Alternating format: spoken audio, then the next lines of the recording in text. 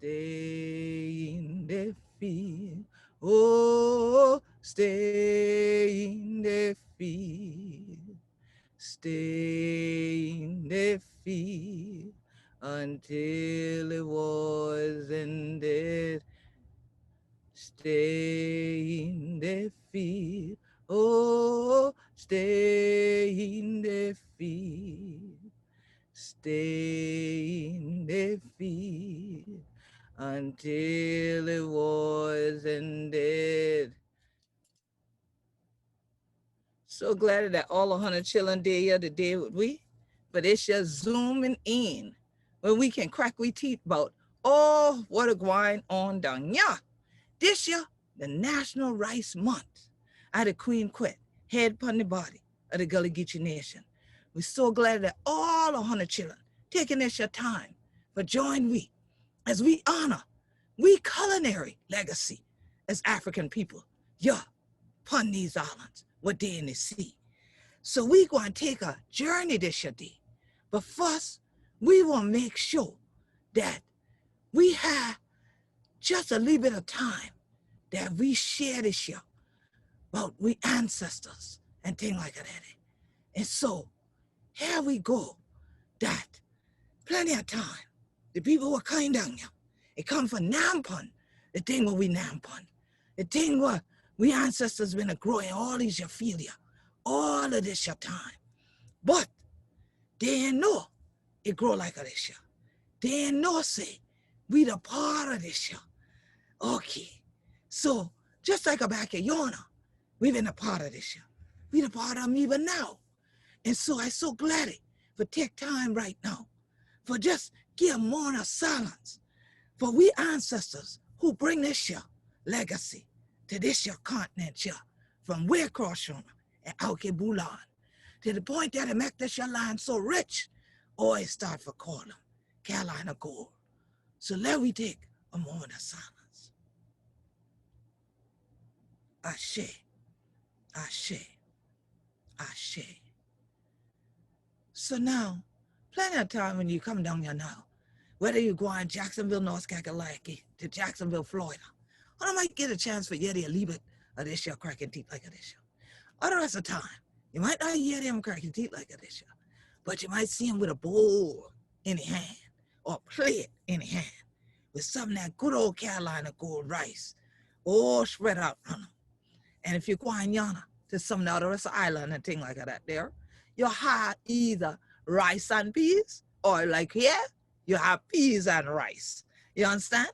And so wherever the children of Mother Africa are, but especially on the sea islands of the Gullah Geechee Nation and in the islands of what we call the Caribbean, you're going to see us continuing this legacy of growing rice. Like you see that I actually have rice right here in this pot. And you see behind me a field of rice that I got to stand in when I went to Trinidad. We got to actually have what they call hill rice there. Very different variety than what we grow here in what's called the low country.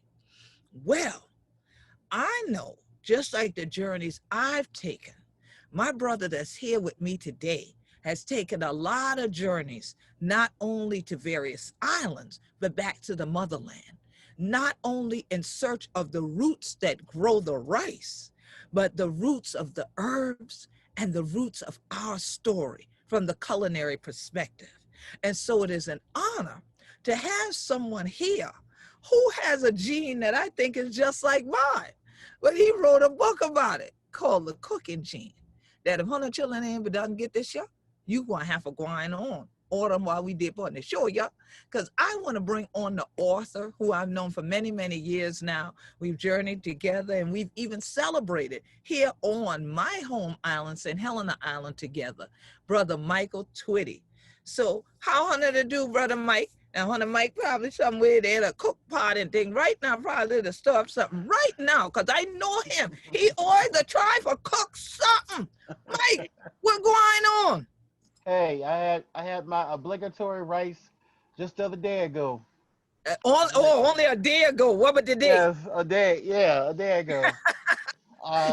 So you know, it's a thing. It's a thing. I can't live without it. I know Um, it's that's all the Gullah Geechee and you coming out. That's yeah, all the Gullah Geechee and yeah. you coming out in it. Look, I didn't know who I was. I have that expression. I didn't know who I was. I didn't know who I was till I was in Sierra Leone earlier this year. It feels like an eternity ago, I know, right? right? Like January. Yeah, And yeah. also in Senegal, and but more in Sierra Leone because I had a Mende naming ceremony, Oh, did and you? So I what's your name had now? Kafo Magao. Kafo Magao. And what's the Kafo mean meaning? Kafo means Magao is the clan name, and I'd be disrespectful if I didn't say that. We should have peace upon the spirit of Pa Magao, my adopted Mende grandfather. He just passed. Yeah. Yeah, Oh, so he yes. brought me back to the people. But Kafo means born at the dawn, and Oh, that's how they determined my name. And excellent. yeah, my mom's lineage is Mende, and my Yeah. grandfather, Busamiri from South Carolina, his lineage is Timne and Fula from Oh, Sierra Leone. excellent. So I got All right. all of them. I You got got all them of them. all. You got them all. Yeah, but I saw those Yeah. big old pots of rice and the whole process, and it was just so beautiful that I guess people you can read about it, you can cook it, you can talk about it, but as you well know, once you see it, Oh, that's a whole nother thing. And rather yes, was once you done nam on them. Once you done nam on them, that's the one right, right there. You can show them all day, but once you nam on that thing, boy, that's right, it right there now. Yeah, and you really dealing in the truth. it Yes. was tasty. It was tasty. I know that's right. I know that's right. You wasn't mad. You wasn't mad, right? Like we say, honey ain't been mad at all, and I know that's right. So now you got to eat. Did you do any cooking while you were over there? Oh yeah, actually, the first night, the first full day we had, it was my job to cook for 50 people. Whoa. Yeah, You there were. needed that big old pot. Yeah, I was in the hotel kitchen with everybody, and so this was what the cool part was. I made them the food from over here. Annie. Okay. I brought red field peas, and Okay. of course I used their rice. I had to use their rice, but red Here's field right. peas, their rice. I made barbecued lamb because they're Muslim, mostly Muslim, Okay. and chicken, and I made them shrimp. I made Shrimp. them shrimp Okay. make, and I made red rice. Red rice. Okay. I Yeah, thought you were gonna say that. So what did big they say torch. when you put the red rice out? Did they get on you and call it They Gullah it was rice? What is it? Yeah, it was kind of funny because they were hesitant. They were like, I don't know about this kid, and so they all started like everybody who was in the hotel staff who helped me cook. I was like I was nervous because I didn't know what they were gonna think, but Yeah. they all did their little like back on the hand taste, Uh-huh. Uh-huh. and they were like, oh okay, and so basically the verdict was you don't make your food hot enough, I knew that was coming. I was waiting for but it. Uh-huh. but It's okay. it's okay, and it does you do taste like you from here, but Okay. So you need more hot pepper in there. they were like, yeah, brother, where's the pepper? You Yeah, left the pepper where out. the pepper? Where the pepper, my Where's brother? the pepper? Where the Yeah. pepper, ma? Okay. I know that's right. I know that's right. Look at you, just a fan, and you so country. You just so country Right. up there, just a fan and got your thing going on. So yeah, so tell me. So I know, like you said, January right now, especially with all the shutdowns and the stay-at-home orders and all that, a lot of people have started cooking since March, and that to them feels like it's a lifetime because they've had to cook since March until now. But now it's been Right. interesting for you. I know when you cook, cooking for a whole group of people and cooking outside for children, for adults, just educating people about it. I know when you do this, you are normally the person that doesn't have to be nervous because everybody else is coming over to see how you do what you do. You Right. know, so start telling my folks here what made you start doing this anyway. Like instead of just cooking, you could have just cooked your food, enjoy your food for yourself. You could Right. have gone to La Cordon Bleu or somewhere and been hidden in the kitchen where nobody sees you, you know, but what made you decide to no, I want to be out front and I want to take my traditions out in the yard again and eat with the people, share with the people Right, what right. this journey is all about. What brought you to this place? Well, first off, I want to let people know that when you are cooking, I'm a historic interpreter. I'm a culinary historian. I'm a food writer. I'm a chef of sorts. I like it better when other people call me chef. I don't Mhm. usually, because I have a lot of respect for people who work that line and have to make food real quick and Right, consistent. That's not the same quality of food that I do. I feel I have a lot of respect for those folks because they kill it every day, 16-hour days. You know what I'm talking about, on their feet for on sure. their feet. But Mhm. then there's those 8 hours I do every once in a while, or when we had an actual life. Right, Uh, moving around. cooking in South Carolina, cooking in Virginia, cooking in Maryland, cooking in New York, cooking in Philadelphia, cooking in New Orleans, showing people the way that our free people of color and enslaved ancestors cooked. Hmm. And to me, I want everybody to know, all our people to know, that when I wear those clothes, I'm not taking on a persona. I'm wearing Right, them because, first of all, I can't wear modern clothes that have synthetic fibers. Second of all, exactly. it would look real stupid if I was the only one in the jeans and everybody else on the site wasn't. Three, Right. I want you to understand the hazards because those clothes came with also their own hazards. Mm-hmm. Four, they don't always communicate the story of what enslaved people lived. I think that's very important. When you go Yes. to a Williamsburg or other site, you looking at some really nice clothes. Yeah, I'm you gonna, sure are. right?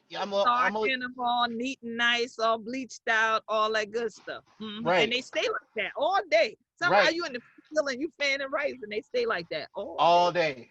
But Hmm. reality was much more harsh, Yes. or maybe not. I mean, maybe somebody lived in a space where they had to have those good clothes on because remember, if you were enslaved and near their house, you were Yeah. representative of the slaveholders' uh, prestige.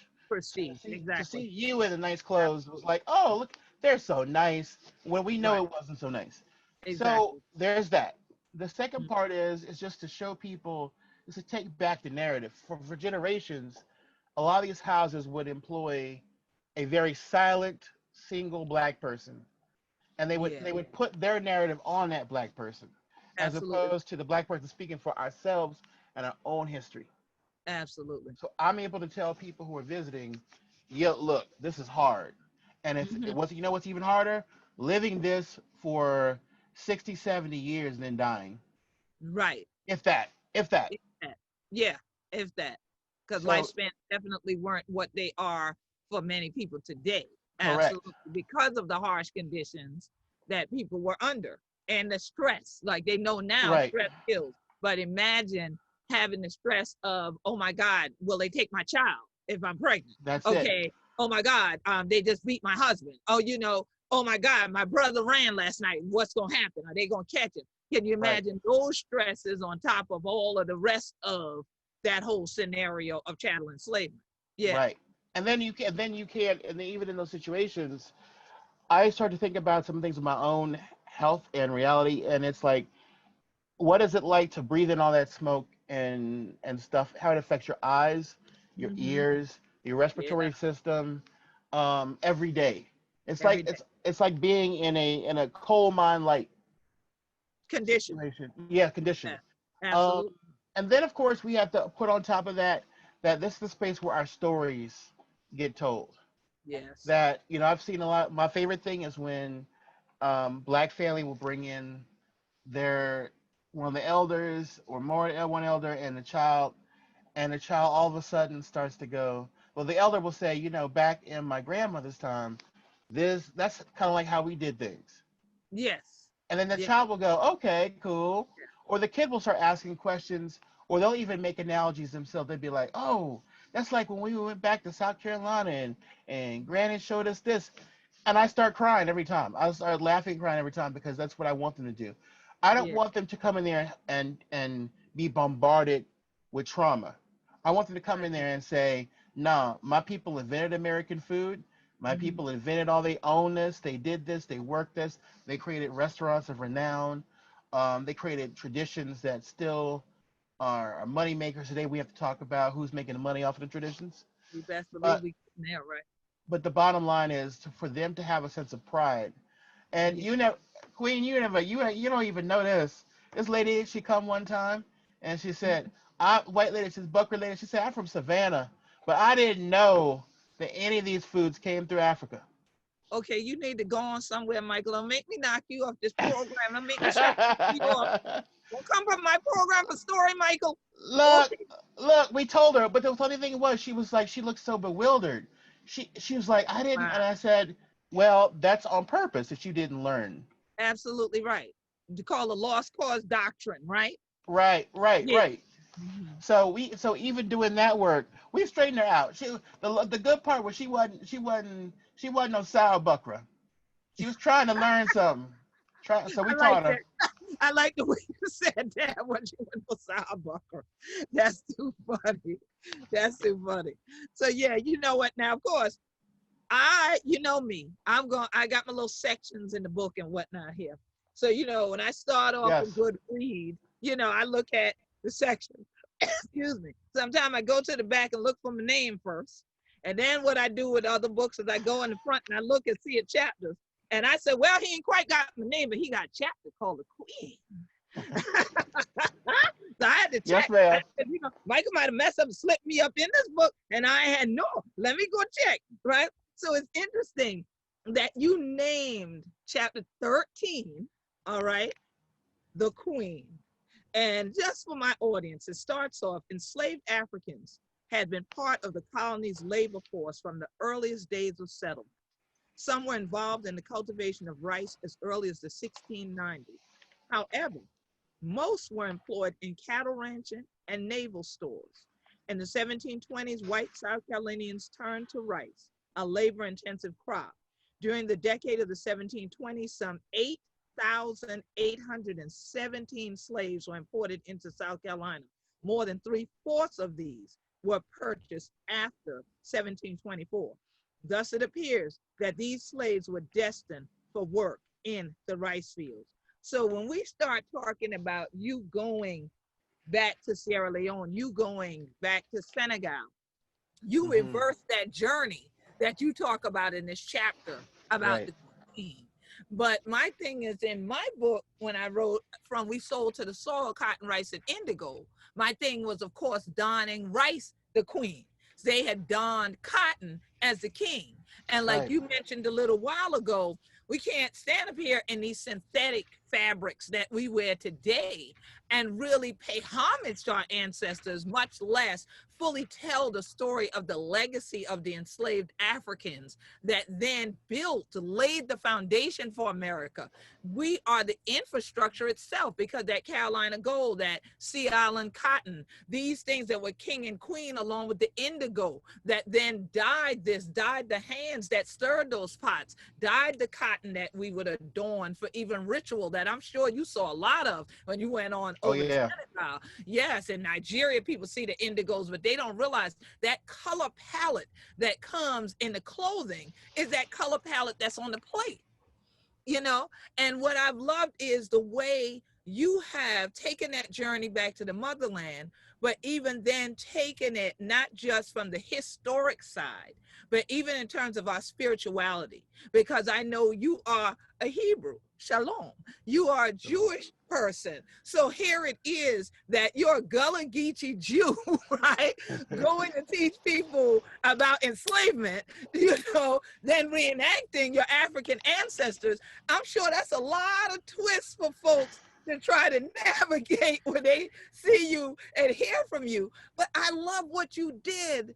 I guess it was maybe two years back when Oh yeah, you, yeah. yes, when you decided to actually incorporate into the Jewish feast the Gullah Geechee culture. Why don't you tell people about that, what that feast was and what it was that you actually did and how you lay out your palette for people to look at and see all these colors that make Michael Twitty Michael Twitty. So we had a I was talking with this graphic artist, um Ben up in Baltimore, and he has a whole company, and they do a lot of social justice um, work. And I can give the link later for people who want to find out. Right now, I got Rona Brains. I don't. I'm not remembering some things. So they do a lot of really good work, and one of their pieces really got me was it was like the stations of social injustice in Baltimore, and so they break down how a city like Baltimore, through redlining, through food deserts, through the history of slavery, history of Yes. segregation, uh, mass incarceration, bail bonds, and so on and so forth, Yes. can act against its citizens and Right. be problematic. And so I Mhm. said, these are the perfect people to do this with. So I decided I had a really nice picture from a Seder, which is the Mhm. Passover meal to Yeah. celebrate the freedom of coming out of the land of Egypt, going in the land of Israel, the promised land, land of Canaan. And so I had all the foods set up from African American Seder plate. So the traditional Seder plate has an egg, for the temple sacrifices, a bitter herb like horseradish, the bitterness of slavery, a mixture of cinnamon and apples to represent the mortar for the Mm. bricks, Okay. the storehouses of Pharaoh. Mhm. It also has with it a spring herb like parsley to Yeah. represent the springtime, salt water represent the tears of the enslaved, and Mhm. so on. So I did an African American Seder plate, Yes. and I called on you to provide the translation of the four questions. So the four questions are the questions that the youngest person at the table asks to Mm. start the Seder, just to sort of say, how come we're eating this food? Why do we Yeah. need to remember slavery? All those things. So Mhm. African American Seder plate had collard greens for the bitter herb. Mhm. It had sweet potato for the vegetable. It had pecans and molasses. That's so the pecans Yeah. represent the fact that we found things that we can eat that we can have some joy in, Mhm. and the molasses represents the sugar cane from slavery. Right. But also that like the bittersweetness of life in America, that Mhm. a lot of it is trauma, and then the barest amount, taking joy in ourselves, being improvisational, creating Yeah. new culture, looking forward to better days, holding this Yeah. country accountable Absolutely. for its Absolutely. so-called values. All Yeah. those things are wrapped up in the egg. In Ghana, the egg is one of the major offerings to the supreme being. Mhm. So Mhm. all that stuff, and we did salt water for the Atlantic Ocean for the Middle Passage. Yes. So all Yes. those different pieces, and then we had the Gullah Geechee four questions, and so Yeah. that it went. You saw it; it went viral because a lot of people wanted to. Yes. They wanted those pieces that our ancestors recognized in the story of the Exodus to match up with our narrative as West African diasporans, Right. and it was really really beautiful, and things like that make me feel whole Yes. because I tell people, Queen Quet, I tell people that we are all intersectional, and they think intersectional means somebody weird. No, it That's means right. that all of us are at this crossroads of Right. global cultures and influences. It's too late to separate out the parts. Yeah, that's right. You can Yeah. be true to That's who you are, right. and yet know that you were that much more beautiful and brilliant because you've been able to absorb and edit and be Yeah. ethical and respectful That's the difference. about all. That's the difference between somebody appropriating something Right. and somebody practicing cultural diffusion where you recognize where things come from and you honor the source. Absolutely. And that's the point right there. Honoring the Yes. source, getting to the root, and then honoring the root from which comes the fruit. I'm just Instead, yes, yeah, I'm just going I taking the fruit off the tree and eating it, and then turn yes. around, make a dish, and say, "Well, I found this fruit. I developed it," and naming the fruit something of yours. Do you know right now that we have there is a situation going on? Oh, by the way, the proudest thing that I am of that is that there were probably hundreds of people saying the four questions in Gullah as a Ah, result of yes, that as a image. result of that, that is so Yes. awesome. So That is so we awesome. did a thing. And it, But we got more things we got to do. look at what we got to do. But right now there's a scientist, a white scientist, trying to develop a patent for the wheat la coche, which is the fungus that grows in the corn in Mexican cuisine. Are you serious? Yes, and trying to develop a patent because he's taken the traditional mushroom grew it Right. in the laboratory, inject submitted, and now he says that's ours. See, unbelievable. Unbelievable. Yeah, man. Unbelievable. It's like we can't. We're we're still having this conversation about ownership, Yeah. about economics, about Yeah. authenticity, and just having a chance. It's just I don't It's a know. trying thing. It's a Yes. And trying so thing. again, that goes into everything that plate represented is all these parts. And like you said, the bitter and the sweet. It's just like when we have watch night, and Right. they say, well, we eat the peas and rice, but we also had the greens to go with them because Mm-hmm. that's for the prosperity. But then I've also gotten from our Mississippi Geechees the fact that you have some honey as soon as the new year comes in because you want that year Wow. to be sweet. You see, and so we have that bitter and the sweet. And I remember Papa, God bless the dead, used to say that to me, girl, honey, no, the whole life doesn't think like that. You gonna have to have the bitter with the sweet. I said, any though. He said, yes, ma'am. And so that's the thing is us as African people in America have constantly had this bittersweet relationship. But Mm-hmm. then, like you say, to the palates, right? Different palates can tolerate more of different things. Some of us have a sweet tooth, and we are always just looking for the sweetness in life. We will go the distance for it. And somebody else is going, hey, hey, come on, where's the pepper? Right? Yes, yes, yes. And yes, and they'll say, bitters are good for you. It's healing, strong drink, good for the body in the Bible, all of that stuff. So here it is that you as a culinarianist, I like to call you, someone who has lived what you teach. You practice what you preach in this regard, that you actually go and source the things that you cook. When you are cooking, are you also in your home serving that same kind of colorful palette? Are you looking to balance the bitter and the sweet all the time? Or it just depends? Are you that person that, nah, I'm into cooking the food, leave the dessert to somebody else? Or do you do it all, or it just depends? It depends. It depends. To keep up with health matters, I try to. I've been thinking about also waste. We Yeah, waste a lot of food because food waste. we Yeah, that whole thing. But also for me, like, that pot of rice is very important. absolutely. What goes with it, making sure it's more balanced.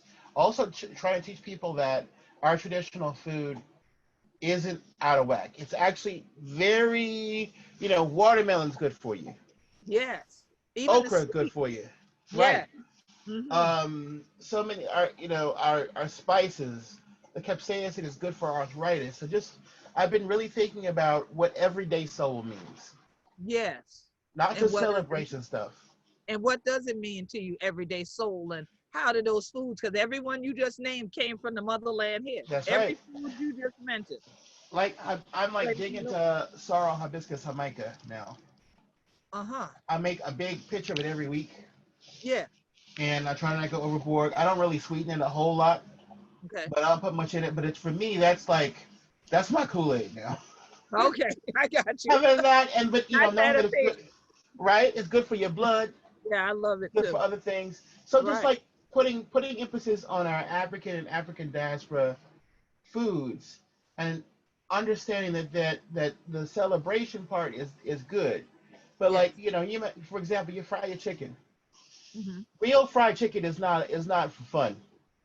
Right. It's a labor of love. To make Yes. a real pot of boil, with your stuff, Mm-hmm.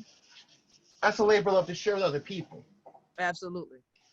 But when you're eating, I'm not the biggest fish eater, but when you make your croaker or whatever, and you Mm-hmm. have balance, your rice, your peas, your plenty of greens in your croaker, Yeah. as opposed to something someone makes in a restaurant that has more sodium than you need, that has more sugar than you need, has more Yeah. fat than you need.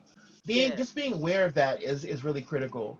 But you when you talk about what I choose to make, there's one or two good treats a week, but the rest of it, the older I get, the more I like just pretty much as natural tasting as possible. Which is funny because I grew up putting everything on everything. Oh, But really? yeah, Okay. I was not. I didn't like I talk about in the book. I Mm-hmm. didn't like soul food.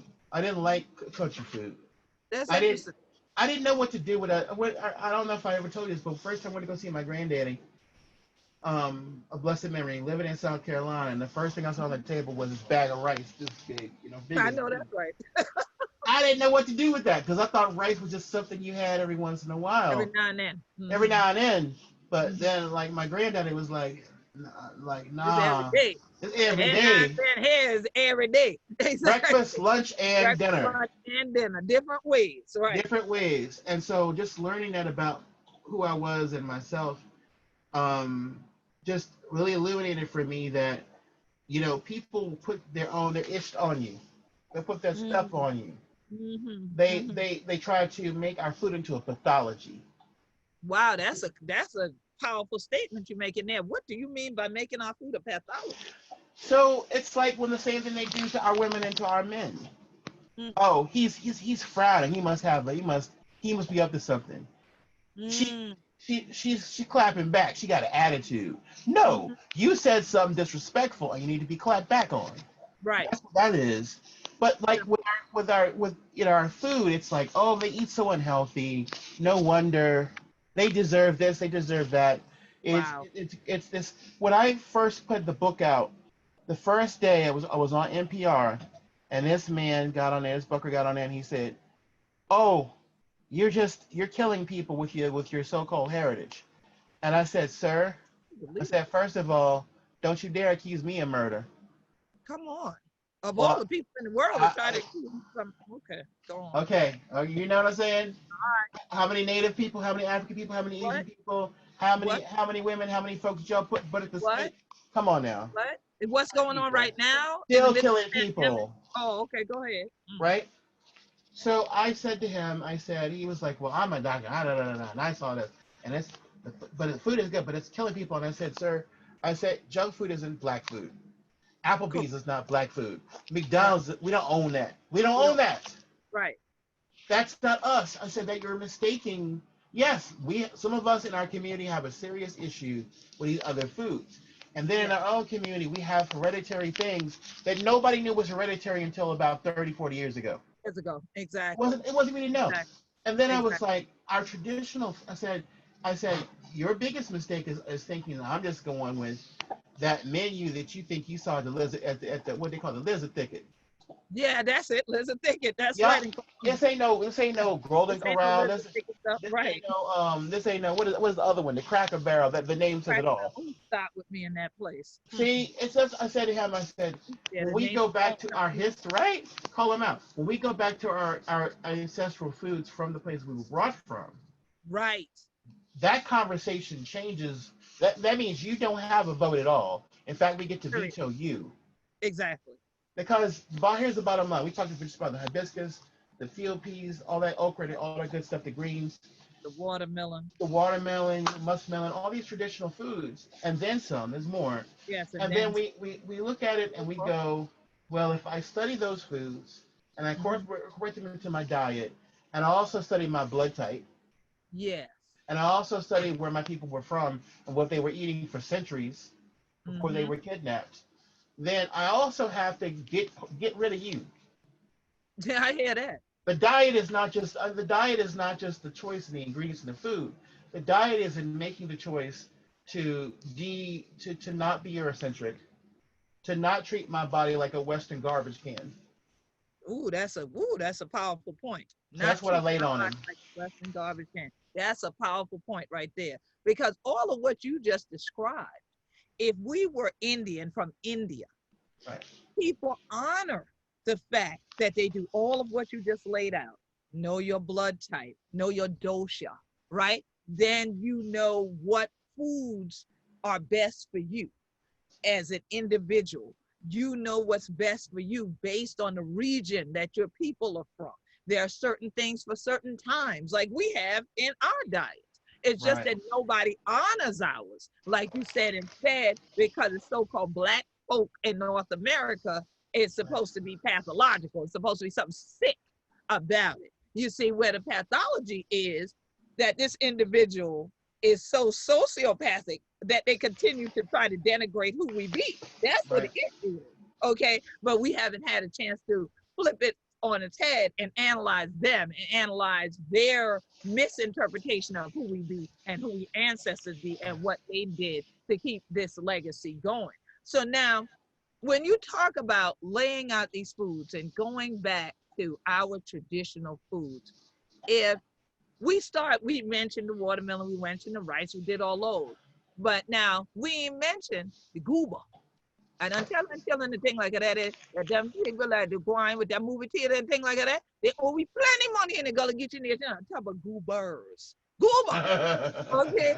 So now I done grow plenty of gooba and thing like that. So when we start talking about dishes with rice, I'm sure you, like I, have had the ones that have the good peanut sauce with them and stuff and all of that. And then when we talk about rice, and it's being National Rice Month, right? Which is every day for us. When I went to Thailand, we went and we cooked rice there. Wow. And then we made our own peanut sauce with our own little mortar and pestle and stuff. Oh, and man. I love doing that around the house here. You know, I had a friend of mine, she came down and she was shocked one day to see me actually with a little miniature mortar and pestle. She's like, what are you doing? I'm like, oh, I'm making some peanut butter right now because I'm about to blend this in. I'm making this whole dessert I got in my mind and I want peanuts in it. And she was like, what? Where you get the peanuts? I said, out my field. And I'm sitting there and we're talking, we're doing this. And she was like, I cannot believe, as metropolitan as you are, that I'm sitting here watching you. I said, actually using a mortar and pestle. Yes, I am. Yeah. You know, but that's part of that African tradition. That is part of that legacy of the rice, having the big mortar and pestle and working with it. And so when you do your things, like you're saying, when you travel to all these different places and you essentially, you say reenact, but you really live out, you embody these elements of the ancestors and you're cooking. I know a lot of people just want to be around because this food smells good. You know, like you mentioned the smoke, they see the smoke. That's intriguing. What's going on? Why is there smoke? And they come over. But then when they get there, what are the tools that you show them? And are those tools also from the motherland? And what other herbs might you be using? Let's say you were cooking a pot of red rice out at one of these open air events. What ingredients would you use and why use those? What do they have to do with Africa and what do they have to do with our culture?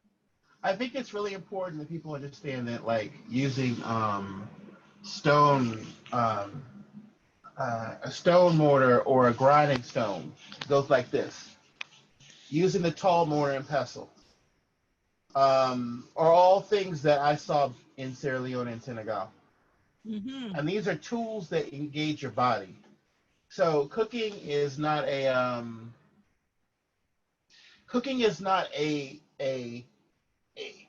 passive activity. Right, it sure isn't. You have to make a meal in Africa is to gather the water, chop the wood, build a fire. And we still do that here in the Gullah Geechee. Right. Do that. We're boiling crab or whatever. You gotta do that. So same process. You have to sweat to make the meal.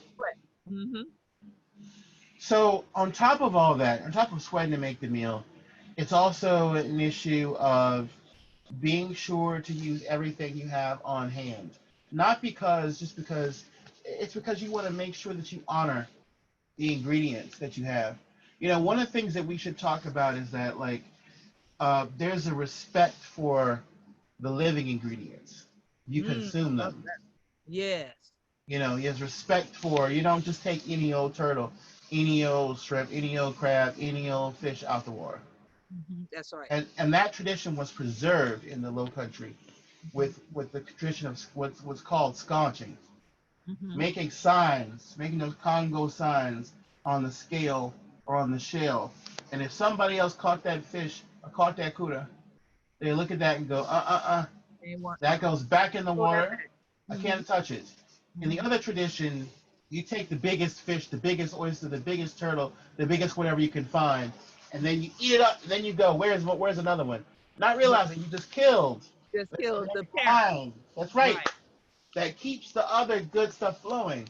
But it's not just about that. It's also about honoring the strength and beauty that the Creator has put and the Mother Earth has put into the world, so that we can appreciate, enjoy, and respect nature on its own terms. That's part of our tradition. Some of the things that I'd like to do is I like to make sure that we have the heirloom plants. Doing that research is tough, but it's also you got to respect people's space and what they have and getting those resources together. So what I'm saying to our listeners, our viewers, is that um, there's a high value placed on those seeds and garden crops and field crops that are old, that have a history behind them. Mm-hmm. And in our tradition, one of the things I learned about our cooking is that our sweet potato back in the day was much like it looked kind of like the Japanese one, like the red skin and white Yeah. flesh. And so Mm-hmm. when you eat that white flesh, you fry that up or you make it into mush. It's more like fufu. It's more like fried plantain. So it would have reminded our That's the people. one they call the yam. That's the Yeah, real that's right. The real yam, as real yam. opposed to the sweet potato. Right. Yam fun the yam instead of sweet Yam potato. pon the yam. Eat in that yam. So Mm-hmm. yam yam. The word itself just means to eat, but it Yes. also means to plant. So you got to things that tells you something, Anyway. right? So that's very important. And also, I like to go and forage for like spice bush and things, and sassafras and Sassafras is one violets, of my favorite. Oh my right? goodness. I used to take my sassafras with me in my suitcase to places, stay in the kitchenette, and everybody be, what is that smell? What is that smell? It's something I'm drinking. Don't worry about it. Yep. Don't worry about it. Everything ain't for you. Danny. So it's just like for me right now at this stage in the game, one thing I'm trying to do is create a legacy. Yes. I know you know the meaning and importance of that in your work, Absolutely. but it's because so few people really do this. People don't realize how much you got to do, and then you got to go. Then you have to go to these conferences to improve yourself to people Yeah. who Oh, don't no. look like you, that you know Right. what you're talking about.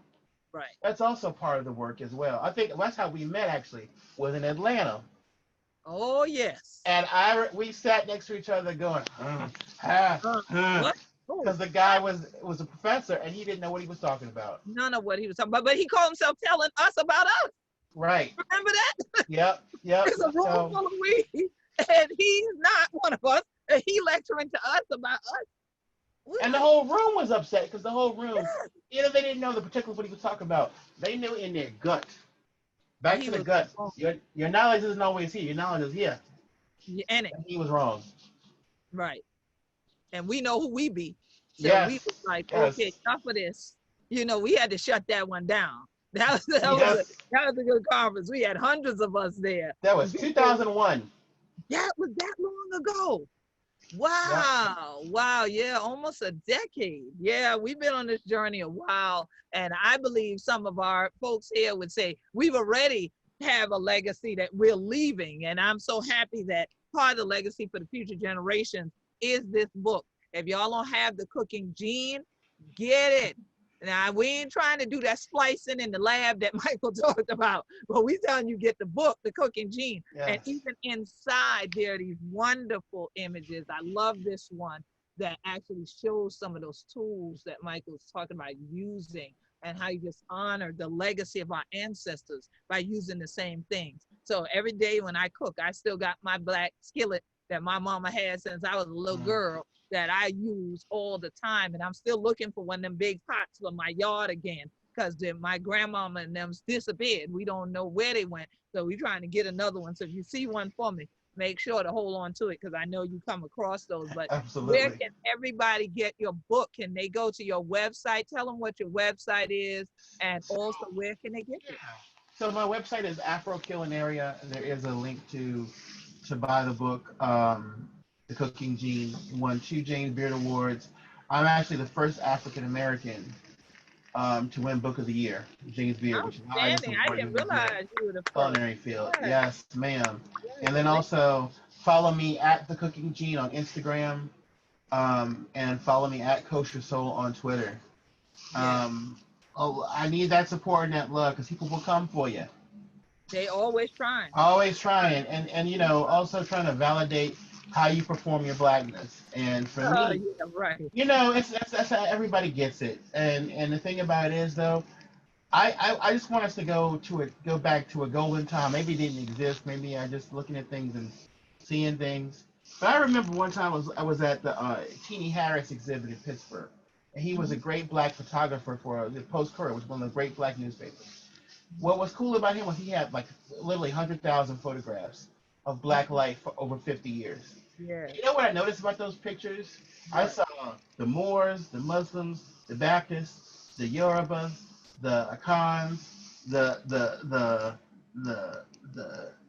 um, folks who were Masons, Mm-hmm. women's associations, you know, SELC, the NOI, all of them living next to each other, Absolutely. trying to get black liberation done. And saying, Absolutely. oh, you do you, okay, that's cool, you do you. We need Right. to go back to that aesthetic because, and that philosophical viewpoint, because we need to realize, just like you got to diversify your portfolio, you're gonna make some money. You Come on. diversify your portfolio to get you some freedom. Absolutely. And your network determines your net worth. I You say, see? oh, Yes. And so definitely, I'm so proud that you and I have been destined to be in the same network at the same time. Before it was amen. social media, we were socializing. All That's right. right. And That's right. definitely standing up for we story, standing up for we ancestors. So y'all make sure when this broadcast ends, go ahead, go to Afro Culinaria, order this book. You'll see the website gonna come up on the screen because y'all can review this again on gullahgeechee.tv. Gullahgeechee.tv. Y'all follow gullahgeechee.tv. We'll have all the links up there for you. And then also you can couple it. This is National Rice Month. So get my book from We Sold to the Soil, Cotton, Rice, and Indigo. Yes. And then when you read the both of these, then you can hit us both up. You hit him at Culture Soul on Yes. Twitter. You hit me up at Gullah Geechee on Twitter. Also follow us at gullahgeecheenation.com because we're going to be posting about this and posting more of the journey with Michael and I. And even if y'all want to see that Cedar plate, we have that up on gullahgeecheennation.com. There you And go. every year during Passover, we tweet it, we repost it, we just honor again that aspect of our story. Because I even was in a documentary about the African people who are returning to Jewish traditions that went back to Africa and the ones in Africa who practice Hebrew traditions. And Mm-hmm. then I was interviewed about these similarities through the Igbo here and our Mm-hmm. traditions that remain in Gullah Geechee culture. And so, like you said, we have been diversified, but do we know what's in our portfolio? See, Right. that's the difference. And so definitely, I'm so happy that you came here to enrich the audience again today. Not like that enriched rice in that store. Y'all need to be buying brown rice. Stop buying that rice. All right. Y'all Yes, need to get the ma'am. real deal. So yes, the goal and the richness. My brother Mike, is so wonderful to chat with you again. It's too bad we ain't Likewise. over a plate together, but I know we both got Nampa. We want rice and thing in the evening. I could think about you. You could think about me like we the Nam put them together and thing like that. If for true. And I definitely tell. any final words for the family before we go. I want everybody to make it a priority to preserve the stories and recipes. Don't sit around having these elders sit around doing nothing. I know that's right. Get that, start recording, start taking notes, start making sure that you have a legacy to pass down generations. And by the way, this is just about elders, it's about you. Think Yeah, about all things that you've seen that your children have not, that right. you need to impart to them because we're doing while your mind is fresh. And Yes. then tell your children, remember, one day you a youngin, you a little bitty thing, but you're Mhm. not gonna be a little bitty thing forever. And it So take your notes. Yeah, Think about sometimes children and young people, teenagers are the best recorders, absolutely right. and they don't even realize they're watching and listening. And one day they come up with something and say, "You right. That's how it went. That's a detail I didn't think about." Just remember to take this time, anytime you have that spare time in this time we're going through right now, to preserve your family story and your recipes and your culture. Definitely, definitely. And all of you, we want to say thank you, thank you. We just got a whole bunch of fans here in the room today. They all just thanking us and thanking us for presenting this. We're so glad that all 100 children did here with we, because you know when we now put food and come across a plate, we had a whole family did it together. So we Yes, got the ma'am. diaspora here this evening, and so we're so glad for see all 100 children. And if y'all want more, just like I said, follow us at gullahgeecheennation.com, and you can also email us at gullahgeechee GEECO at AOL.com. And as you see, Mike and I are still working, even if it's virtually. And so Yep. as Rona going on back by the button us, then y'all can get with me and we can serve up some plates together. Very diversified, but very celebratory of all of who we be. And we be Gullah Geechee anointed people. This year, the Queen Quet, head from the body of the Gullah Geechee Nation. So glad that all 100 children tune in one more again for zooming in on sustainability. And this time about who we be, Afro culinarily. Good to see y'all. Peace and blessings, everybody. Mike, stay strong. Be blessed, my Yes, brother. ma'am. Love Thank you. you. Love you too.